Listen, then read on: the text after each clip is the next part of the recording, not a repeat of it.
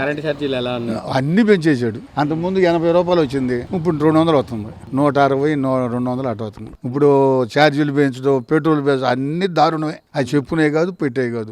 5 సార్లు పెరిగింది. నాకు 150 వచ్చేది, ఇప్పుడు 600 కడుతుంది. అన్ని పెరిగిపోయింది. నిత్యావసరాలు అన్ని పెరిగిపోయినాయి. ఎప్పటికీ 10 సార్లు కరెంట్ ఛార్జీలు పెంచాడు. ఆర్టీ ఛార్జీలు పెరిగి, నిత్యావసరాలు పెరిగిపోయినాయి. పెరగనంటూ ఏది లేదు, అన్ని పెరిగిపోయినాయి.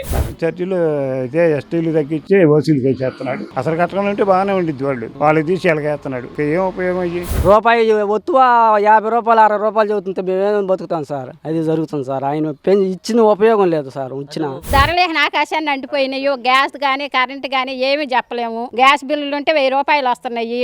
నూనె కొనుక్కుందామంటే 200 కావాలి. ఆడి నుంచి వస్తాయి. కూరగాయలు అంటే 100 రూపాయలు లేదు, 1 కేజీ కూరగాయలు రావట్లేదు. అన్ని విపరీతమైన రేట్లు మండిస్తున్నాడు. గ్యాస్ రేట్లు ఇప్పుడు ఓట్లు వేసడానికి అనుకూలంగా ఇప్పుడు వచ్చి గ్యాస్ రేట్ తగ్గించాడు. మన దాకా ఎంత 2000 అలా కట్టాము. సరుకుల రేటు అన్నిటికీ తింటాకి పేదవాళ్ళు బత్తాకి లేదు. చాలా పెరిగినాయి, ధరలు పెరిగినాయి. కరెంట్ ఛార్జీలు ఈయన హయాంలో నాకు తెలిసి 3వ పెంచడం. కరెంట్ ఛార్జీలు చెప్పుకోవడమే ఉందండి. ఇదివరకు చంద్రబాబు నాయుడు ప్రభుత్వంలో 150, 160 వచ్చేటి మాకు. ఒక బల్బు, ఒక ఫ్యాన్ అవి వాడుకునే. ఇప్పుడు మినిమం కనీసం 600 వస్తుంది కరెంట్ బిల్లు. ఏ కొనుక్కుంటానికి ఉన్నాయా? ఏమి లేవు, అన్ని పెరిగిపోయాయి. కరెంట్ ఛార్జీలు బాగా మోత మోగిపోతున్నాయి. అసలు బేబాసం అండి. దోచుకోవడం అయిపోతుంది పరిపాలన. కొనాలంటే ఎవరికి కూడా డబ్బులు లేవు. ఉండా డబ్బులన్నీ లాగేసుకున్నారు. వైఎస్ఆర్ జగన్మోహన్ రెడ్డి గారు శుభ్రం పీకేసుకున్నాడు. ఏ రూపాయి లేకుండా. కూలి పనులు కూడా లేవు.